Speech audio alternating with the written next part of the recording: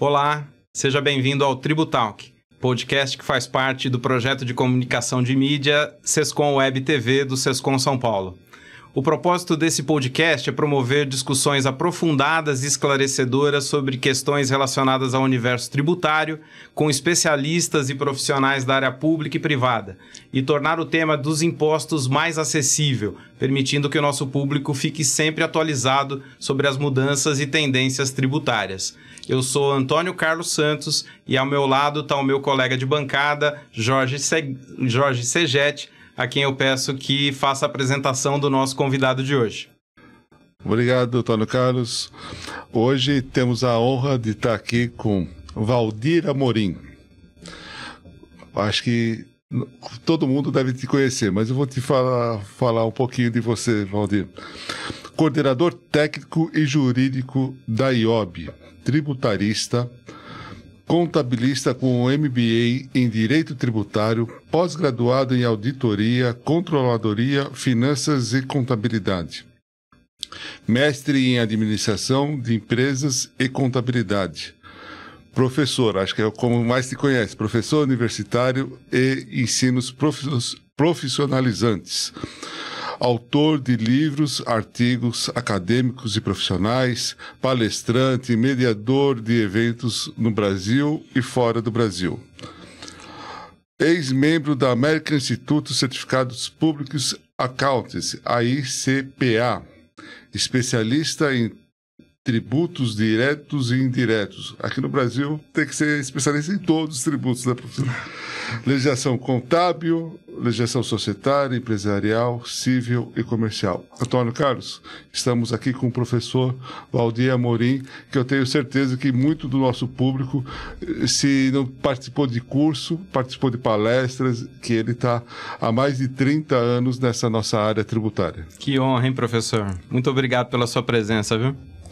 Muito obrigado, Carlos, pelo convite. Jorge, é um prazer estar aqui representando a IOB e nessa oportunidade ímpar desse podcast para falarmos um pouquinho sobre autorregularização tributária da Receita Federal e ver aos contadores, aos contabilistas, inclusive empresários da área, a oportunidade de ficar quite com o fisco.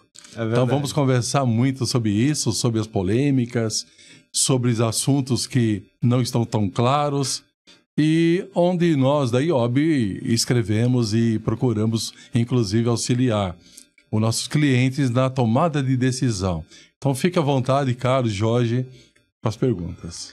Maravilha. Bom, é isso. Nosso programa de hoje vai falar sobre autorregularização tributária, Lei 14.740, regulamentada pela IN 2168, de dezembro do ano passado.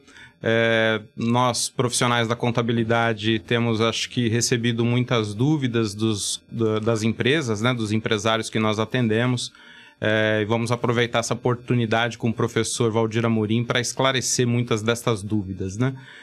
Eu gostaria de começar a perguntar para o professor Valdir Amorim o seguinte: muita gente confunde essa iniciativa do governo da autorregularização como uma espécie de refis, né? Mas eles são instrumentos bastante distintos, né, entre eles, né? Gostaria que o senhor falasse um pouquinho, né, dessa diferença entre esses instrumentos da autorregularização e do refis. Ok. Carlos, essa pergunta é a que mais cai na consultoria. É mesmo? Autorregularização.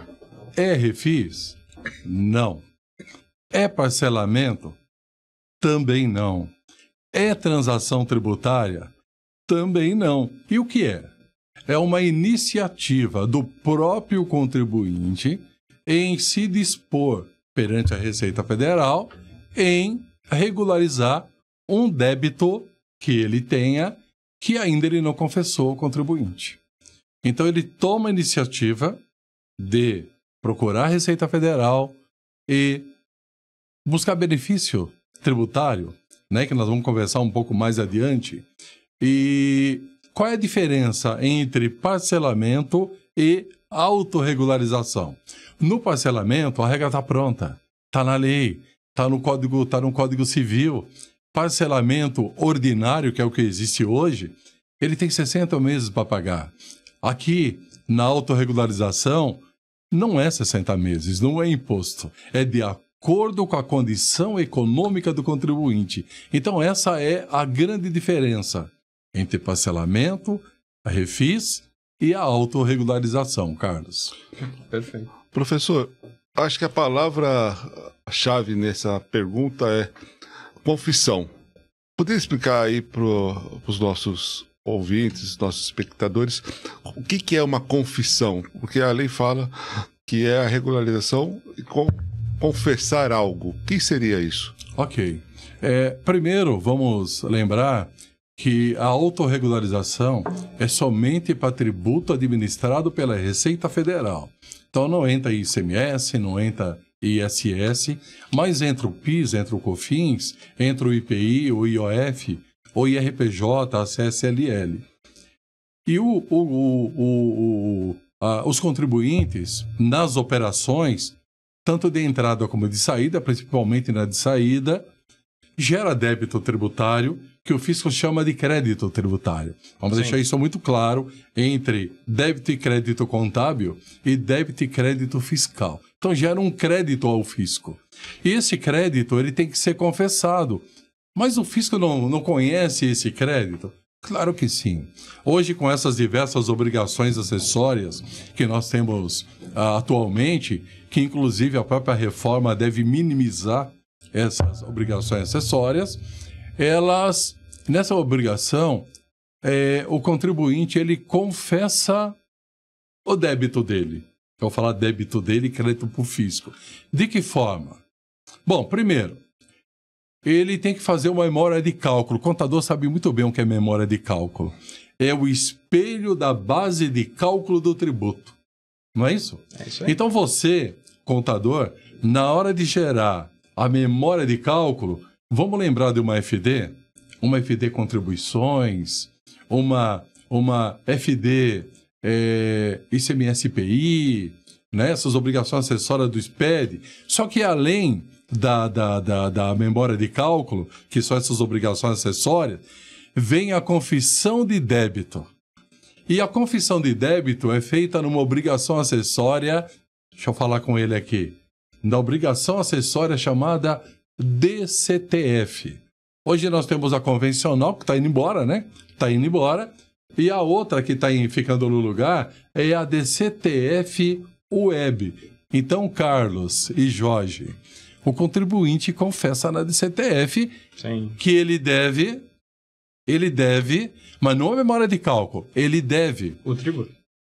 e se ele pagou ou não o tributo. E se ele pagou ou não o tributo. Então, se o contribuinte, Jorge, entrega uma DCTF zerada, ele deve alguma coisa? Agora eu estou devolvendo a pergunta para vocês. Não. Ele deve? Não. Se ele confessa que deve um tributo de 1.000 e ele confessa 800, para o fisco é 800. O fisco vai cruzar as informações e vai descobrir que ele deve 1.000. Mas, de repente, Jorge e Carlos, o fisco até hoje, para aqueles débitos até 2023, novembro de 2023, ou 30/11, tem débito que não foi confessado. Ele entregou zerado. Por má fé do contabilista ou por erro do contabilista, não sabemos. E essa é a oportunidade desses débitos virem à baila, serem confessados ao fisco e ele resolver parcelar por meio da autorregularização. Perfeito. Bom, vamos começar então a conceituar um pouquinho o programa de autorregularização sobre alguns aspectos, né? O primeiro é o seguinte, a quem se aplica esse programa, né? Quem são os beneficiários desse dispositivo legal? Pessoas físicas e pessoas jurídicas. Em suma, são esses aí que têm os débitos não constituídos até 30/11 de 2023. Mas nas pessoas jurídicas nós temos uma exceção, né? Temos sim. O Simples Nacional não pode participar, porque é um regime específico de diferenciação. Inclusive, ele é protegido por lei complementar. Pode se alterar a lei complementar. O MEI também não, o microempreendedor individual também não, porque ele também tem regime específico, né? Então, são essas pessoas, ou também aquelas pessoas que têm débitos já homologados na Procuradoria. Ou seja, você já tem débito que já foi homologado pela Receita, e já está na mão, já é dívida ativa da União, pela Procuradoria, já está sendo ajuizada, esses débitos também não podem entrar. Perfeito. E quais são os benefícios dessa legislação para esses contribuintes que estão dentro do âmbito da Lei 14.740? Certo. Nós temos a instrução normativa que foi publicada pela Receita Federal, que é a 2168 de 2023. Então, o contador deve pegar essa IN, estudar essa IN direitinho. Por quê? Hoje é permitido uma redução de 100%, tanto de juros de mora, como de multa de mora, como também de multa de ofício, caso não tenha sido ajuizada ainda pela Procuradoria. Então, esses débitos, sim, eles têm. Mas toma muito cuidado que esse benefício, ele não é 100% a dívida. Não. Ele é de 100% a partir do momento em que o contribuinte pagar a entrada. E esse valor de entrada, que são 50%, ele é à vista. Ele é à vista com o código do DARF específico para poder ser reconhecido. Agora, o que eu chamo a atenção, Jorge e Carlos, e para os contabilistas que estão nos acompanhando, analisa os parcelamentos existentes, o ordinário existente, tem vários, né, Carlos? Tem vários parcelamentos. Analisa, coloca na planilha e vê qual é o melhor para o seu cliente, tá certo?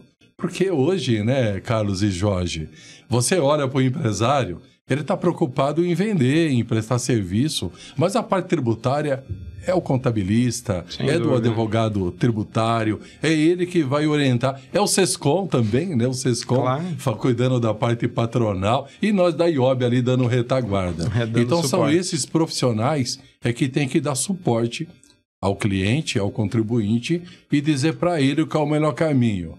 Entrou, vai ficar ali dentro. Vai ficar ali dentro. E se tiver que sair, vai ficar mais caro do que entrou. Professor, eu queria voltar um pouquinho do Simples, que nós, da contabilidade, principalmente os empresários, atendemos muitas empresas do Simples. Apesar dela não estar dentro do programa, existe aquele caso do desenquadramento do Simples, por exemplo, por débito, por outras razões, que a empresa foi desenquadrada e retroage tendo que fazer toda a confissão de dívida via DCTF por N motivos. O senhor acha que pode ser estudado esses casos nesse programa da lei?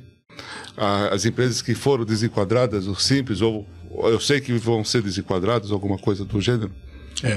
Jorge, primeiro nós temos que analisar o processo e o período no qual ele estava no Simples e que ele saiu do Simples. Então, uma empresa do Simples que é desenquadrada, o débito do Simples continua. Ele continua sendo do Simples. Para ele ter algum benefício de parcelamento ou simplificação tributária, ele vai ter que olhar a lei. Empresa do Simples, regime do Simples, permite parcelamento? Esse é o primeiro detalhe. Ele vai ter que buscar nessa legislação alguma coisa, tá certo? Agora, na autorregularização, o débito do Simples entra? Não. Mas ele mudou para o lucro presumido, porque ele foi desenquadrado, gera lucro presumido e lucro real. Dentro do lucro real e do lucro presumido, o débito desses dois regimes entra na autorregularização? Sim, dependendo do prazo. Se foi um débito não constituído até 30/11/2023, ou seja, aquele débito que para a Receita não existe, porque ele não foi confessado, esse débito entra. Aquele débito que já foi confessado em DCTF, já está tudo ali dentro, esse débito não entra. Então ele não pode. Então olha a análise que o contabilista, que o escritório de contabilidade vai ter que fazer. Ele vai ter que buscar os procedimentos de parcelamento dentro do Simples, fora do Simples, e escolher e decidir, e decidir junto com o empresário qual é o melhor para ele. Mas ele não pode olhar somente para o momento. Ele também tem que olhar para o futuro, porque pode haver desistência. O contribuinte pode não ter capacidade financeira de pagar. Então, esse estudo de viabilidade também tem que se levar em conta. Ainda mais considerando que é um débito não confessado, né? Então, esses débitos ou esses valores hoje não estão afetando a questão da situação cadastral desse contribuinte. Então, inserir um débito hoje que não existe dentro da situação cadastral e não ter capacidade financeira de pagar pode inserir um problema que hoje ele não tem, né? Com certeza, Carlos. Ele acaba, ao invés de ele estar achando que ele está auxiliando o contribuinte, o cliente dele, e na verdade não. Agora eu só quero fazer uma ressalva nisso que você colocou, Carlos. Débito tem que ser confessado. Seguramente, sem dúvida. Débito tem que ser confessado. Acho que isso, na verdade, é uma oportunidade. Acho que é importantíssimo ressaltar. É uma oportunidade para se revisar eventuais erros, né? Não é uma oportunidade para sonegador pagar impostos que deixou de pagar de forma sabida, né? Acho que isso a gente tem que alertar sempre, porque isso não é uma prática correta, isso é uma prática que a gente precisa entender que não é justificável, né? Inclusive, Carlos e Jorge, muitas vezes até perguntam, autorregularização vem beneficiar o mal pagador ou não? É uma pergunta bem, né? Talvez sim, talvez não. Mas o que nós da IOB vemos é que o contribuinte, por meio do seu procurador, ele errou na confissão do débito ou, muitas vezes, por não acompanhar a legislação, e aí nós fazemos a diferença na IOB, Carlos e Jorge, com uma gama de informações aos nossos clientes, ele desconhece a legislação. Por quê? Porque são muitas, é complexa. Veja você, classificar uma NCM, Carlos. Você que é do ramo, sim. Você, Jorge, que é do ramo. Aquela NCM gera crédito de PIS e COFINS? Te dá algum crédito de ICMS? Algum incentivo de ICMS? Dúvida. Então, é bem complexo e eu acho que o caminho não deve ser esse, não. Deixa eu aproveitar essa questão do débito constituído, débito não constituído. O senhor já explanou bem, acho que isso é importante, porque esse é um dos pontos que mais gera dúvida nos empresários, porque muitos entram em contato com seus contadores e falam, queria aproveitar essa autorregularização, 100% de redução de juros e multa, porém esses débitos são débitos confessados, constituídos. Porém, a IN trouxe um artigo lá, um inciso que gerou uma celeuma, né?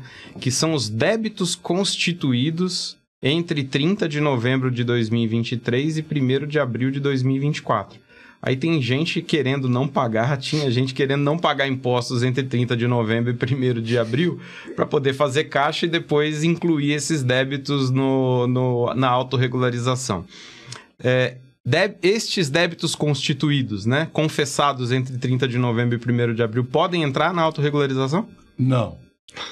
Inclusive, a lei também não era muito clara e ele também não deixou muito claro, mas a Receita Federal foi muito feliz e oportuna de publicar um banco de perguntas e resposta, e essa resposta consta lá do rol dessas perguntas. Não.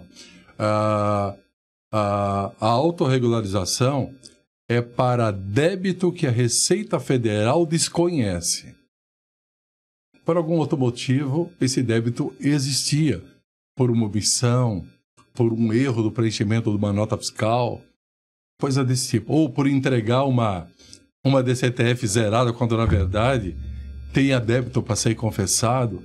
Então não é de má fé, não. É realmente uma omissão ou um erro do contabilista ou do empresário, né? Ou do contribuinte que está prestando. Agora, aqueles débitos que venceram, que estão sendo constituídos em dezembro de 2023, janeiro de 2024, fevereiro de 2024, março, não entra. Inclusive, Carlos e Jorge, tem uma dúvida que também tinha pela IN, qual é o prazo?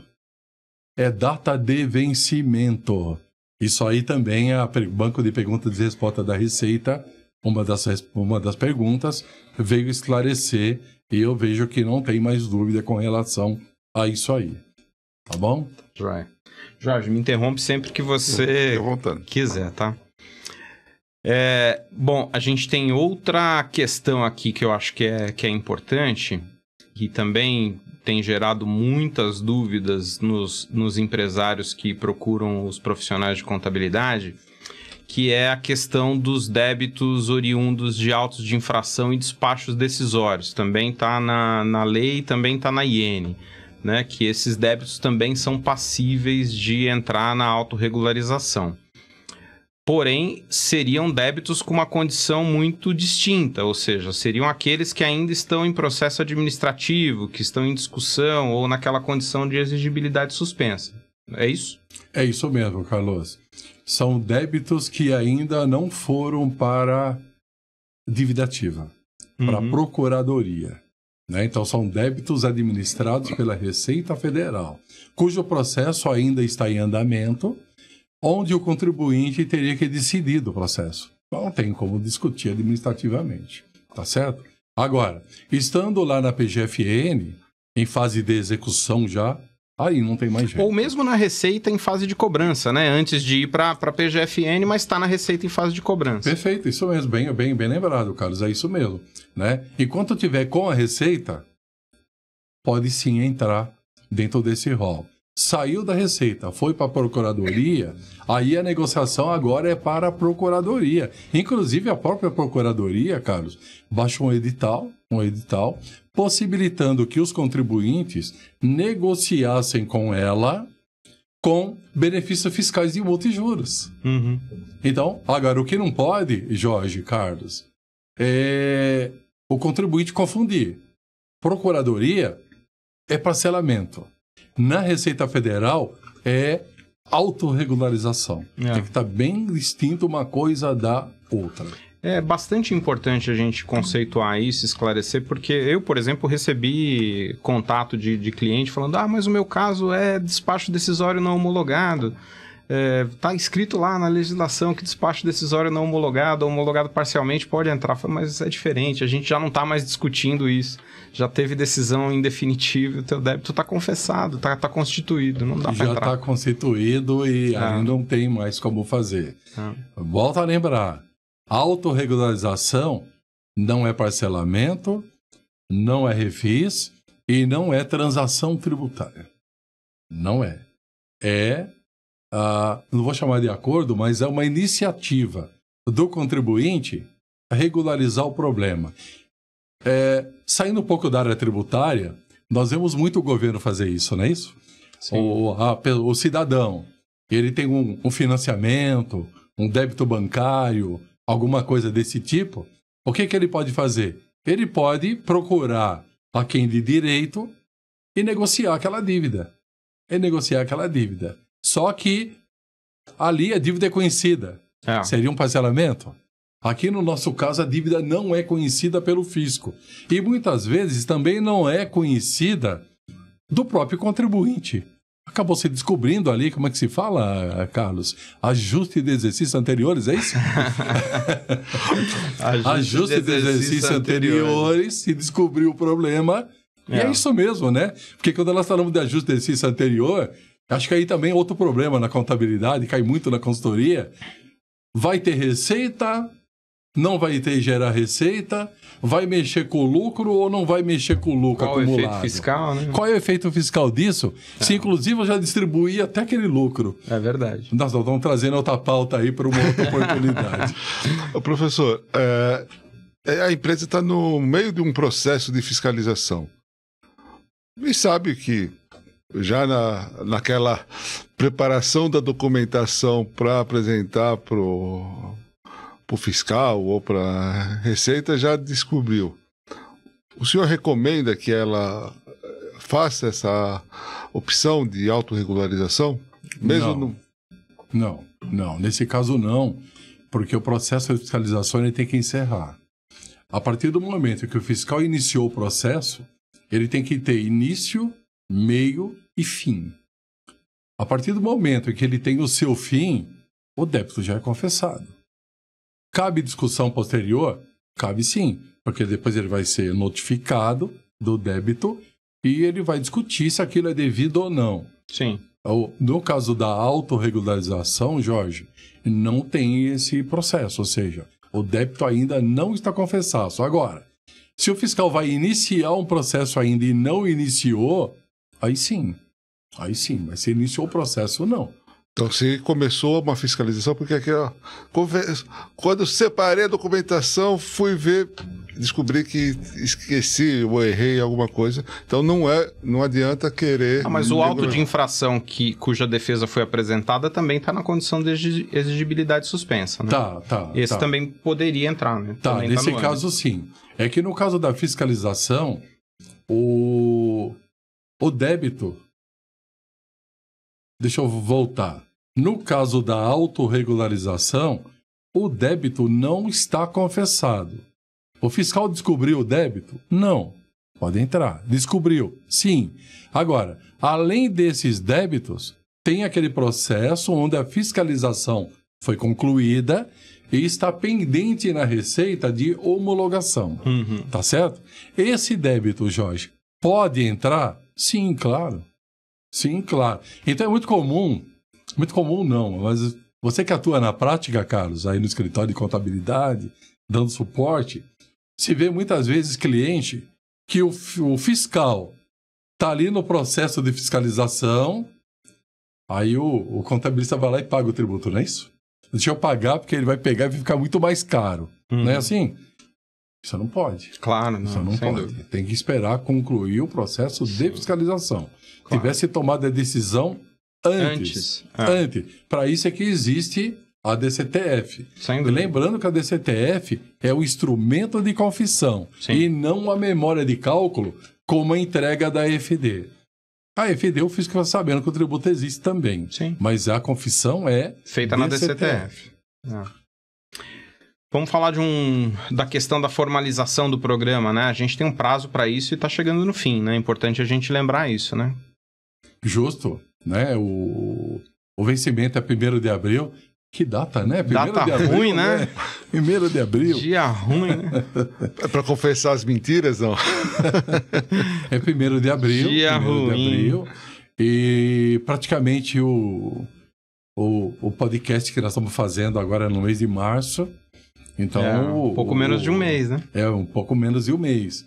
Então, o contribuinte tem que perguntar para o contador, se você que está assistindo aqui o nosso podcast, você é o empresário da empresa, né?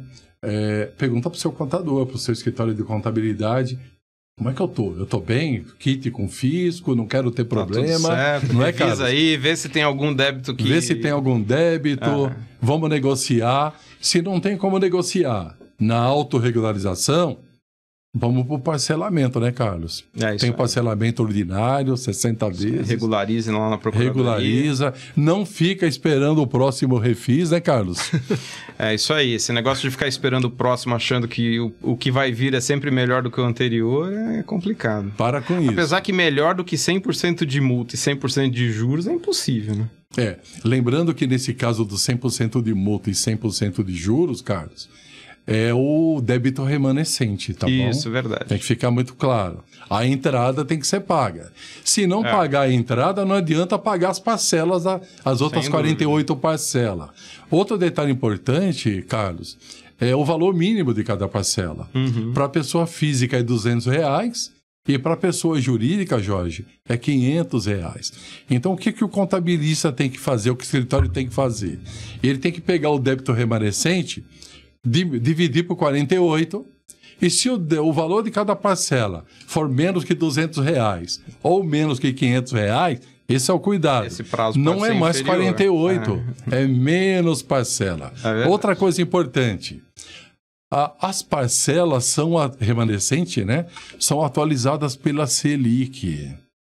Mas eu não tive perdão de juros e multa? Teve. Você teve na consolidação do débito restante. Ali você teve realmente o benefício. Mas as parcelas são remuneradas, atualizadas pela Selic. Sem dúvida. Eu acho que, professor, existe uma prática no mercado que é, não, provavelmente não os que estão nos assistindo, mas que é, olha, eu vou fazer, pago a primeira e depois não faço. Nesse programa, quais são as consequências disso? Olha, Jorge, eu não conheço essa prática, né? Eu não conheço, mas se ela existir, né, Carlos? Nós da IOB, nós orientamos não fazer. Por quê? Tem um risco. A primeira condição, você pode sair do regime, o governo pode te excluir do regime, ou ele pode cancelar a sua opção. Lembrando que a opção começa com o contribuinte pelo pagamento da entrada. É ali que ele entra no regime, lá do autorregularização. Então, se ele não pagar a entrada, ele está fora.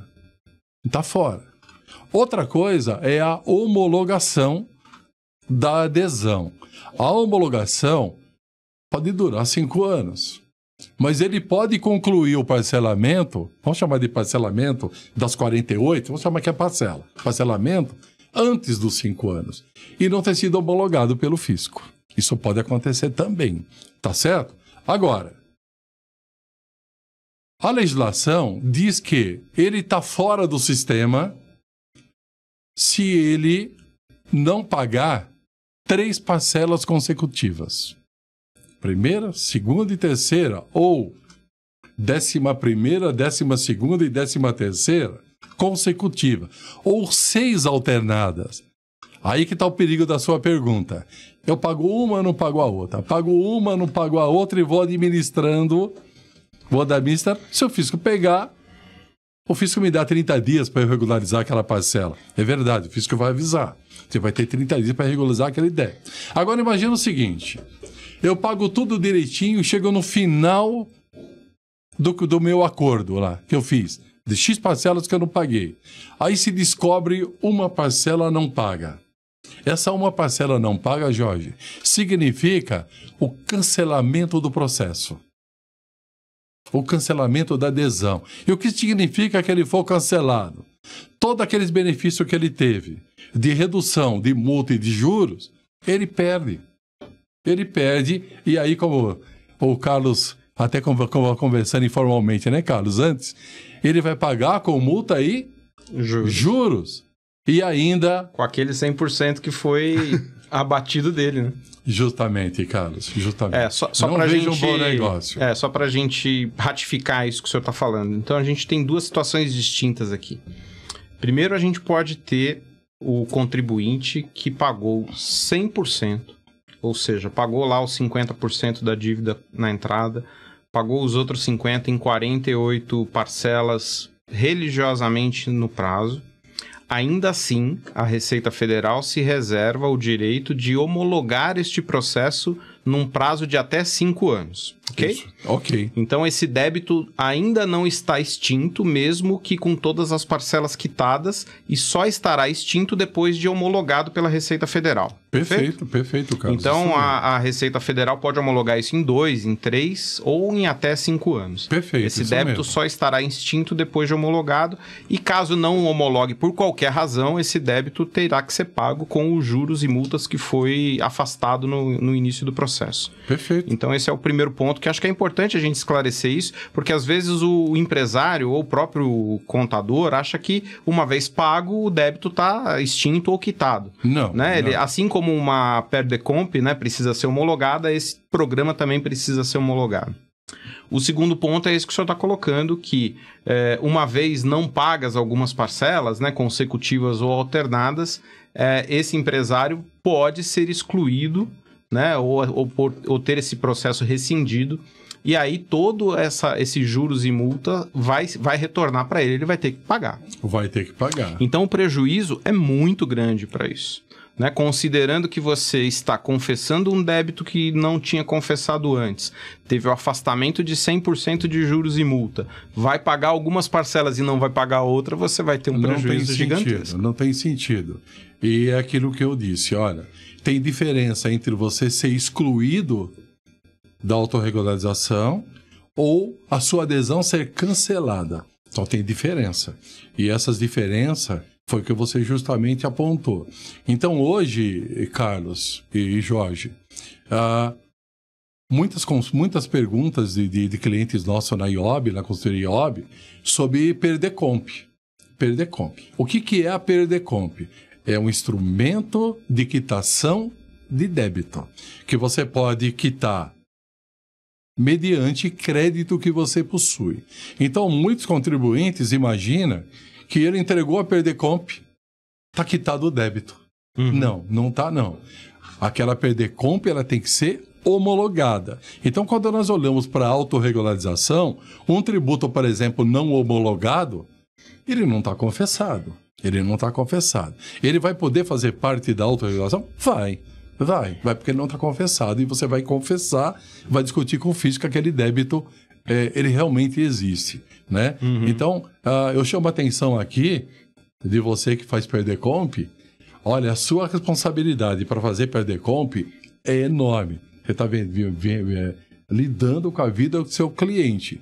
Quando você preenche uma DCTF, toma muito cuidado, porque se você errar na DCTF ou se você omitir um dado na DCTF, a responsabilidade é do seu escritório, é sua, que colocou o CRC ali, e o cliente pode amanhã pedir aí uma indenização, né, Carlos? Pedir uma indenização, um ressarcimento por aquele erro cometido. Então isso é muito perigoso. É verdade. A minha pergunta provocativa, professor, é que às vezes a empresa precisa daquela certidão e usa o parcelamento para tentar buscar aquela certidão.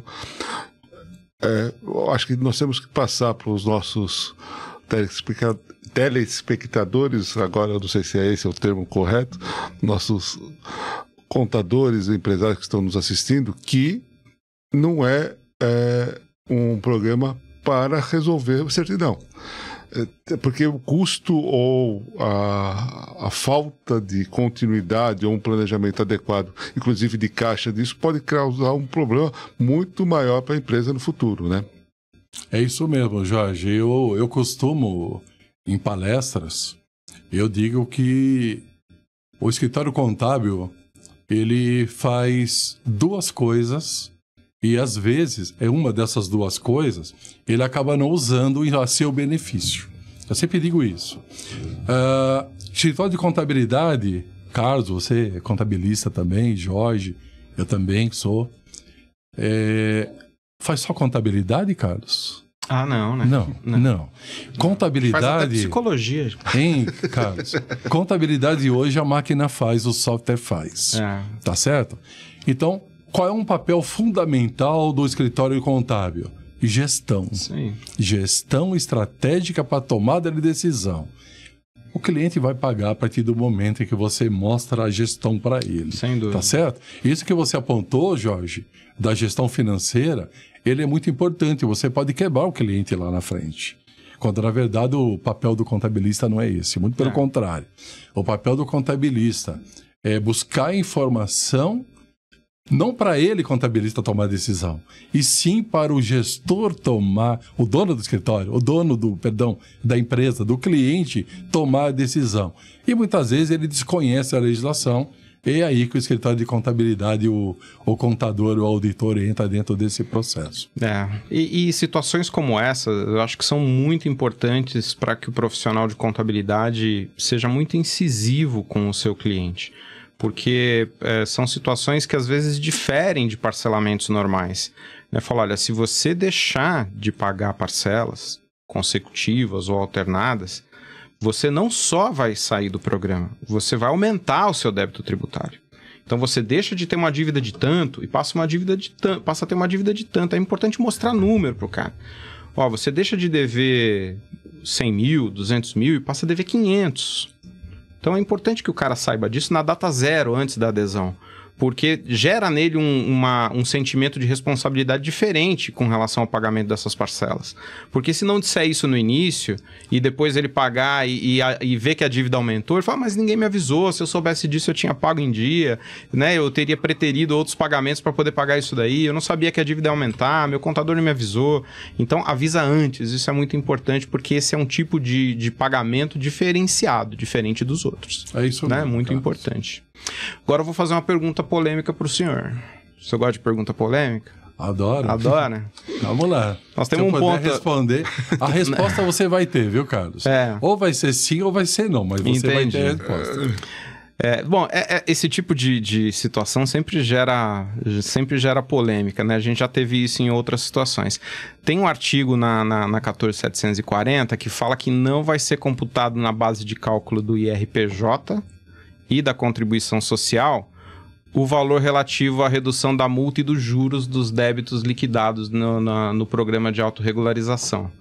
É tranquilo assim mesmo? A gente pode ficar sossegado que esses valores de redução de juros e multa podemos abater lá, excluir lá da base de cálculo do imposto de renda e tá tudo certo?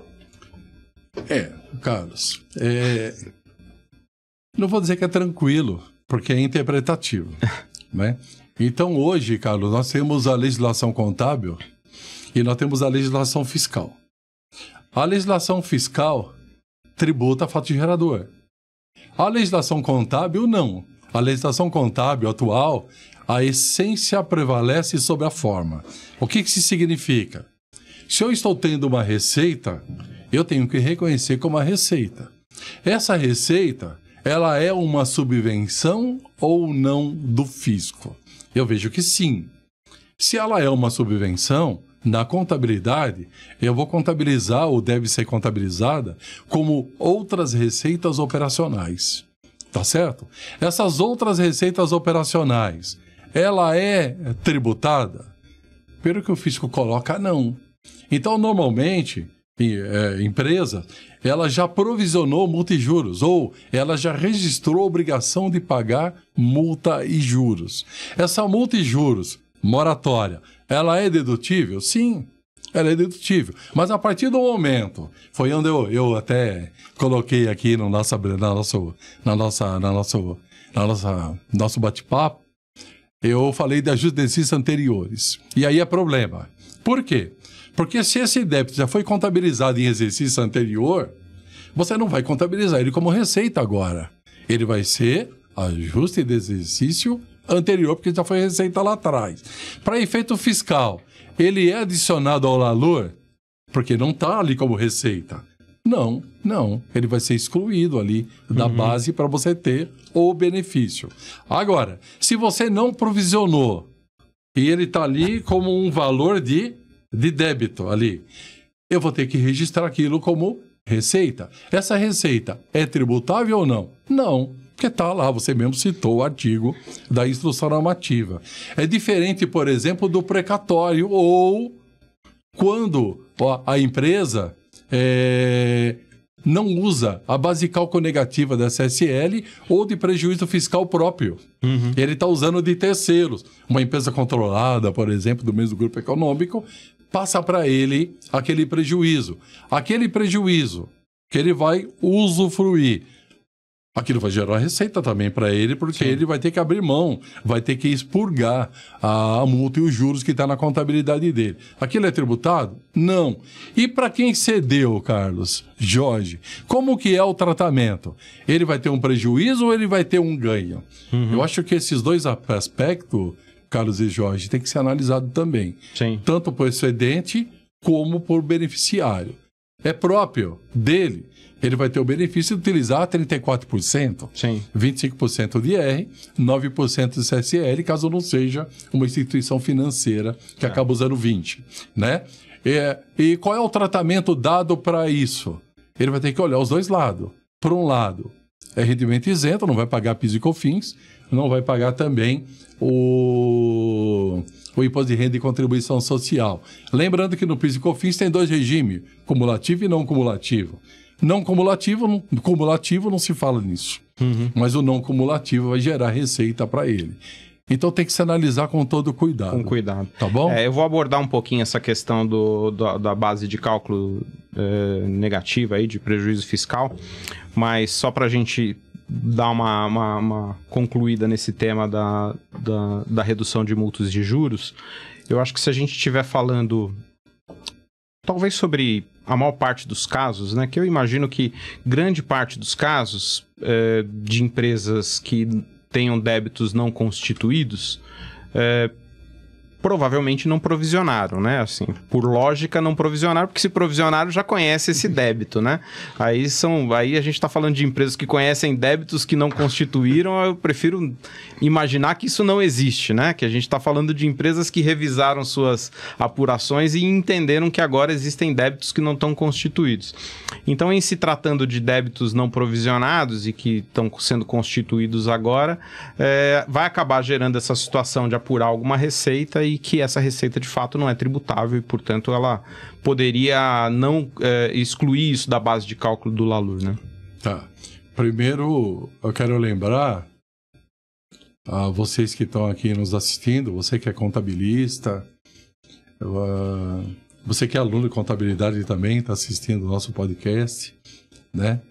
A você que cuida da escrituração contábil da empresa. A contabilidade, ela é obrigatória, ela sempre é obrigatória. Pelo Código Civil,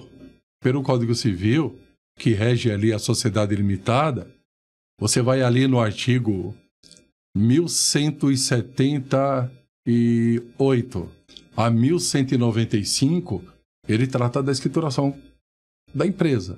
Então, é obrigatória, independentemente do seu cliente ser uma microempresa, do Simples Nacional ou não, ou uma empresa de pequeno porte, até o MEI. Contabilidade sempre, né, professor? Contabilidade sempre. E a partir do momento que é feita a contabilidade, tem regras, né, Carlos? Claro. Tem regras ali do IFRS, isso aí. Do CPC, do Comitê de Processamento Contábil. Gente, regime de competência tem que ser seguido. É isso aí. Então, quando traz uma situação, Carlos, onde não foi feito a atualização do débito, é complicado. Mas erros acontecem e eles são descobertos para que sejam corrigidos, sem problema nenhum. Agora, essa atualização, na hora que eu for expurgar parte dessa atualização, vai gerar uma receita para o beneficiário da autorregularização. A própria IN diz que não é tributável. Mas eu chamo a atenção que tem que ser analisado caso a caso. Principalmente em relação a precatório de terceiro. Né? Mas muito cuidado em relação a isso. Perfeito. Bom, vamos entrar um pouquinho então nessa questão do prejuízo fiscal, porque eu acho que isso também é um benefício bastante interessante trazido tanto pela lei quanto pela IN, que traz essa possibilidade de utilização dos prejuízos fiscais para quitação de até 50% dos débitos, né? Perfeito, isso mesmo. Esses prejuízos fiscais nada mais são, né, no caso aí do imposto de renda e da contribuição social, do que a redução daquele estoquezinho do imposto de renda diferido, para quem constitui imposto de renda diferido na contabilidade, que seria esses 34%, né? A aplicação de 25% no caso do IR e 9% da contribuição social, pegar esse imposto de renda que seria devido no futuro, né, ou esse crédito de imposto de renda que poderia ser utilizado no futuro, e poder abater isso do valor desses impostos, desses débitos fiscais a serem pagos agora, né? Isso. Aí, Carlos, eu chamo o contribuinte, o próprio contabilista, tem que ficar atento quanto ao saldo que ele vai buscar de prejuízo fiscal e base de cálculo negativa. Por quê? Esses créditos, eles são constituídos por meio da ECF, que é aquela obrigação acessória da escrituração contábil fiscal, Jorge. E quando é que ele entrega a ECF? Ele vai entregar lá em julho do ano seguinte. Ou seja, você constituiu um crédito há um ano atrás, praticamente, né? Um ano atrás, onde ele só vai ser confessado um ano depois. Então, o que eu recomendo? O que nós da IOB recomendamos? olha para o saldo de prejuízo fiscal e base de cálculo negativa, constituído ali em 31/12/2022. É isso aí. Porque aquele lá já está confessado ao fisco. Já foi entregue à ECF. E se a tributação desse contribuinte, Jorge, for trimestral, ele também vai ter que olhar ali nas contas eventuais prejuízos utilizados nas bases trimestrais, para que ele saiba com exatidão o saldo que ele tem de prejuízo. E quando ele for entregar a ECF de 2023, em julho de 2024, aqueles valores têm que estar fechados. Por quê? Porque o que foi entregue para o fisco já está lá. O fisco já sabe. E aquilo que foi usado nesse período, o fisco não sabe ainda. Você não entregou a ECF ainda. Isso é um ponto importante que o senhor colocou, porque na IN ele fala de utilização de prejuízos fiscais já informados ao fisco. Então, se uma empresa teve lucro até 22 e teve um prejuízo em 23, ela não vai poder usar esse prejuízo, porque ele não está informado ainda, certo? Justo, isso mesmo, bem lembrado. Agora, outro detalhe importante, Carlos, o prazo de entrega da ECF é até, né? Até, aí que é o cuidado, é até o último dia útil do mês de julho do ano seguinte, ao do encerramento do período. Mas eu posso entregar antes? Nada obsta. Nada obsta você entregar antes. Entendeu? Na verdade, tem um óbice aí, né? Que é a própria Receita, né? Aí, muitas vezes ela não entrega o validador em tempo, você tem alguns problemas técnicos na questão da entrega, né? A legislação não traz obstáculo, mas tecnicamente às vezes você tem um obstáculo da própria Receita. Você não consegue entregar, você não consegue enviar. O sistema enviar. não tá lá, né? É verdade. O senhor falou um pouquinho sobre a questão da utilização de prejuízos fiscais de terceiros, né? Principalmente de controladas e coligadas. Eu queria que o senhor falasse um pouquinho mais, porque isso é uma coisa que eu acho que é pouco explorado, né? E talvez muitos profissionais de contabilidade, mesmo contribuintes, não saibam claramente dessa possibilidade, né? Quando você a legislação permite que você, não só na autorregularização, como também em parcelamento ordinário, você usar prejuízo de crédito. O terceiros vender o crédito para você ou transferir. Aí tem que tomar outro cuidado. Terceiros, que é controlada ou controladora, ele está doando o prejuízo para você ou ele está vendendo o prejuízo para você. Então são dois cuidados. Lembrando que doação em quem recebe tem o tratamento. Doação em quem cede, em quem doa, tem o outro tratamento. Olha que cuidado na hora de tomar essa decisão. Se está sendo vendido, vai ter uma receita. Quer dizer, também primeiro ver pelo que valor está sendo vendido. É outro cuidado também, né, Jorge? Que tem que ser analisado. Que valor está sendo cedido esse crédito ao terceiro? Vai ter prejuízo, vai ter lucro, vai gerar despesa, vai gerar receita. Normalmente a despesa ou é receita, é tributado ou não é tributado do outro lado. Então vai depender muito da natureza da cessão desse crédito para a controlada, né? A controlada nesse caso. Então é um processo muito delicado, Carlos, que tem que ser tratado caso a caso e ser documentado a operação. Lembrando que no caso da doação, tem o imposto de transmissão, tem o imposto estadual também, ITCMD, que vai pesar também nessa análise. Apesar que nem a IN nem a lei trata disso porque é uma legislação federal, né? Ela não vai entrar no âmbito de um tributo estadual. Perfeito. Mas é importante isso. Mas né? Talvez a Secretaria da Fazenda esteja de olho esperando isso acontecer. Hein, Carlos, lembrando que a Secretaria da Fazenda ela tem convênio com a União, de modo que o que o contribuinte apresenta no federal, o estadual está acompanhando. E o municipal também. Uhum. Então, acho que a meu ver, né, é uma situação que a gente nem consegue, muitas vezes, na consultoria, Carlos, responder. Ou seja, olha, nós orientamos a consultoria o que a lei permite. E cabe a você, que é nosso cliente, tomar decisão. Sem dúvida. Analisar e tomar professor, decisão. eu brinco que aqui no nosso país, todas as perguntas a gente responde, depende. Depende de uma série de outras fatores. Cada caso é um caso. Acho que o importante é o empresário, o contabilista, saber que tem que ser estudado o caso dele, a natureza dos créditos, dos débitos dele, né? Então, não existe vamos dizer, um pacotinho lá que você vai abaixar ou fazer uma pergunta lá pro chat GPT lá, como fazer, e vai te responder, porque cada caso é um caso. Você colocou bem, Jorge, você falou aí da inteligência artificial, né? E a inteligência artificial é um futuro presente, que está nas nossas vidas, e quando nós olhamos na contabilidade, na área tributária, ela tem um significado muito importante, muito importante. E quando nós olhamos para a consultoria IOB, eu quero deixar bem claro a você que é cliente da IOB ou vai ser cliente da IOB depois desse podcast, né? Nós tomamos muito cuidado do preventivo, viu, Carlos e Jorge? Do preventivo, do regulatório. Então, nós lá da IOB, nós fornecemos todos os subsídios legais dentro da legislação, aquilo que está implícito, como aquilo também que é entendimento nosso, nós passamos para o nosso contribuinte. Para quê?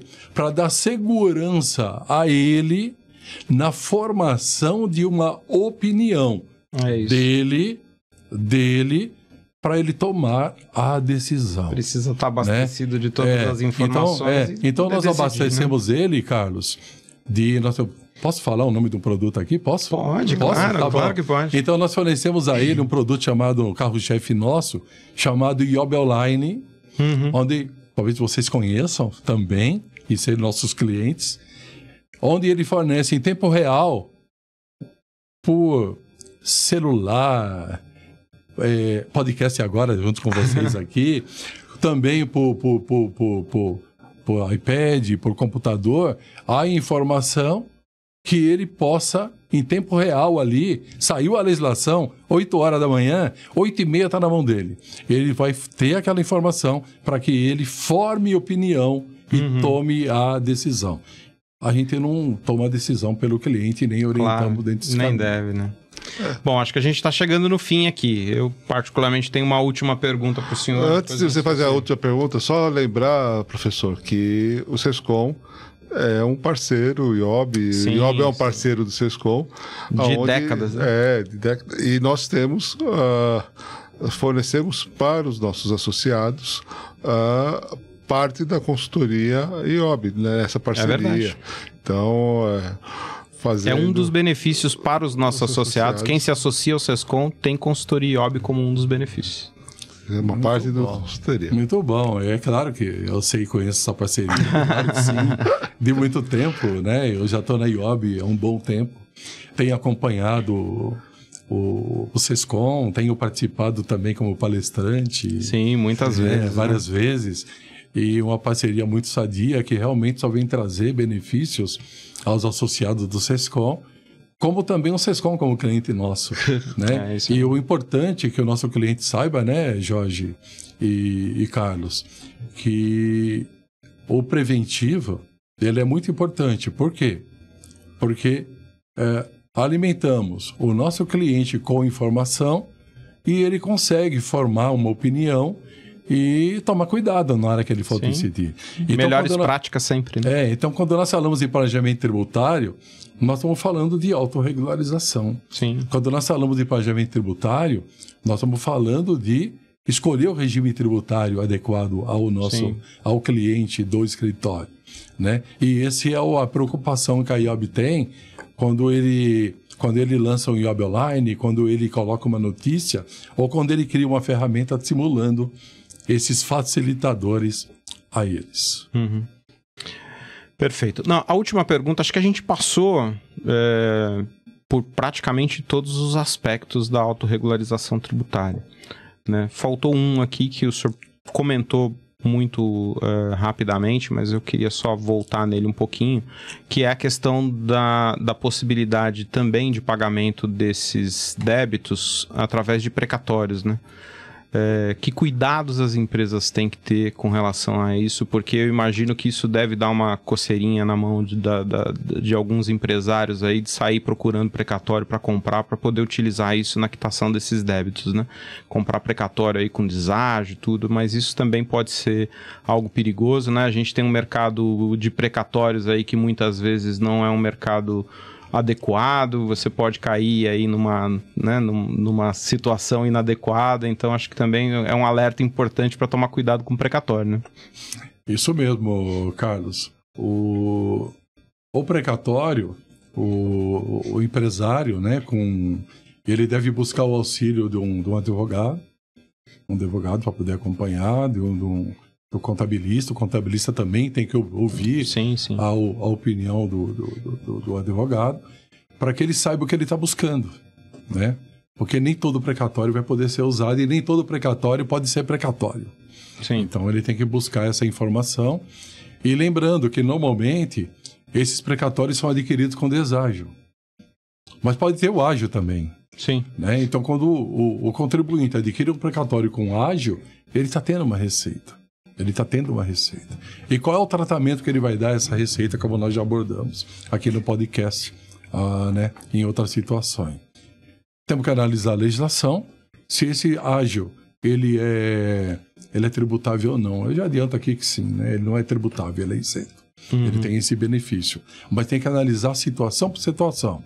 E ele se preocupar com a essência do precatório. Ele é legal, ele não é legal, ou se ele foi constituído ou não. Sim, existe decisão judicial transitada em julgado, né, que a própria IN aborda isso. Justamente, então ele tem que tomar muito cuidado e essa precaução para que ele não oriente o cliente dele. Lembrando, para fechar, que de acordo com os artigos, deixa eu olhar para essa câmera aqui, de acordo com os artigos 1177 e 1178 do Código Civil, você, contabilista, você, empresário contábil, você é corresponsável por danos dolosos ou culposos que você causar ao seu cliente. Então você pode responder ora sozinho, ora em conjunto com o seu cliente. Então toma muito cuidado, pensa sempre nisso aqui.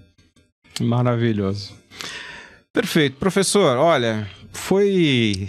por isso que a gente chama o senhor de professor, porque foi uma aula, né? Mais uma vez foi uma aula. Foi muito bom ter o senhor aqui. Eu gostaria de passar a palavra para suas considerações finais. Se o senhor quiser abordar mais algum aspecto relacionado ao nosso tema, o senhor fique à vontade. A palavra é sua, fique à vontade para suas considerações finais. Primeiro eu quero agradecer a vocês, ao Sescom, Carlos, Jorge, pela oportunidade que foi dada. Quero agradecer também a IOB por ter me transmitido essa responsabilidade muito grande, pela confiança de tanto tempo de parceria que nós temos. E agradecer principalmente a você, contador, contabilista, aluna de contabilidade, do direito, que sem vocês não teria esse podcast. Então agradecer a você por estar conosco nesse tempo e transmitir, né, Carlos e Jorge, um pouco do conhecimento meu pessoalmente e aquilo que a IOB representa no dia a dia dos contabilistas. Muito obrigado e até uma próxima oportunidade. Jorge. Só agradecer, professor. Foi uma aula mesmo. E espero que seja o primeiro de muitos. É isso aí. Bom, agradecer mais uma vez ao professor Valdir, agradecer ao Jorge, agradecer ao público que sempre está acompanhando o nosso podcast, o Tributalk, e aguardar a todos vocês até o nosso próximo episódio. Muito obrigado.